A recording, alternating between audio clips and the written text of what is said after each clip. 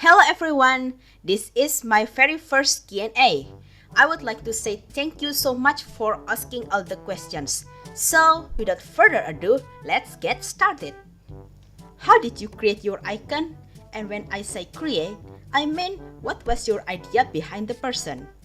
I assume you mean my avatar, right? Actually, it was based on a character I drew some time ago. I used to create bunch of characters, and then I began to like this one so much. So I thought, why not make it my avatar on YouTube? My hair happens to be short as well. As you can see, this character is rather complicated to animate, so I created a simpler one. And I decided to shift between the two of them like some sort of YouTube alter ego, if that makes sense. Thinking back, I probably created that hairstyle and color theme based on Gardevoir, my favorite Pokemon. Now that we are still on this topic, let's go to the next question. Have you ever met an OC and given them a name, backstory, personality, etc.? Yes, as I said before, I used to create so many OCs, but only few of them got to be used. Super Jenny had been in my experimental comic, and regular Jenny is in my mini comic series. The one I'm currently drawing is in my Pokemon fan comic series. How long have you been drawing digitally, and what program do you use to draw?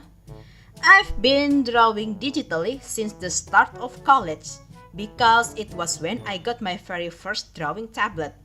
For drawing, I use Paint Tool Sai and Adobe Photoshop CS6. As for animating, I use Adobe Flash CS6 and Adobe Premiere for editing. Where did you learn to draw and animate from? I got art education at school, but not very intensive, so I guess I learned mostly by observing and experimenting a lot. As for animation, I started to learn 3D animation first before 2D. I learned 3D at college for 1 year or so, and you might know that it is super difficult.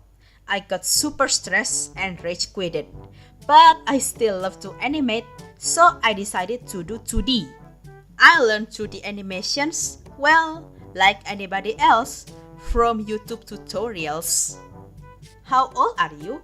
And will you show your face, please? I'm 23 this year. As for face reveal, maybe next time. What made you wanna do YouTube? It's simple, really. One day, I happened to stumble upon Domic's video. After that, I've been watching all of his videos, finding out about other animation channels, and then I got inspired to do one as well. What was your favorite video to animate?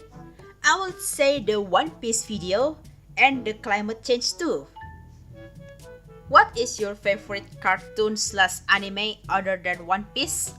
My number one favorite anime of all times is the classic Yu Yu Hakusho, followed closely by One Punch Man and One Piece. As for cartoon, my favorite is still a classic, Donald Duck. What is your favorite Pokemon game? This is a tough one.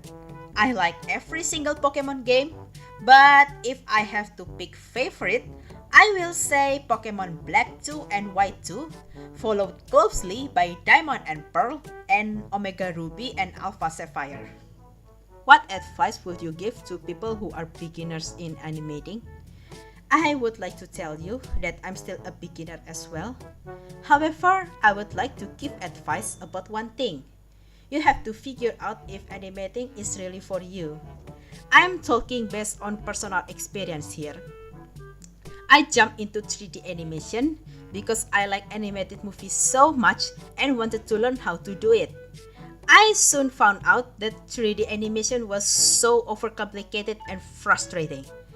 At first, I wanted to keep going, but as time passed by, animating 3D began to stress me out so much because I just couldn't figure out how to master it. It was just not my style, and I started to view it as an annoyance. I finally asked myself, is this what I wanted to do? If it stressed me out this much, 3D animation is probably not for me. Then I decided to quit doing 3D. Let me tell you, it was probably one of the best decisions I've ever made in my life. I'm assuming there are people out there who watch animation videos thinking it was very cool and decided to learn animation as well. If you're having fun and feeling good with what you do, you know that animating is for you. So by all means, keep doing it, keep practicing, and keep getting better. But if you're stressed out, having constant fight with it, and ultimately not having fun, animation is probably not for you, and it will be the best if you pursue another hobby. For Dark Crystal Animations, who asked this question, sorry if this isn't what you wanted to hear, but I feel like this is something that I should mention.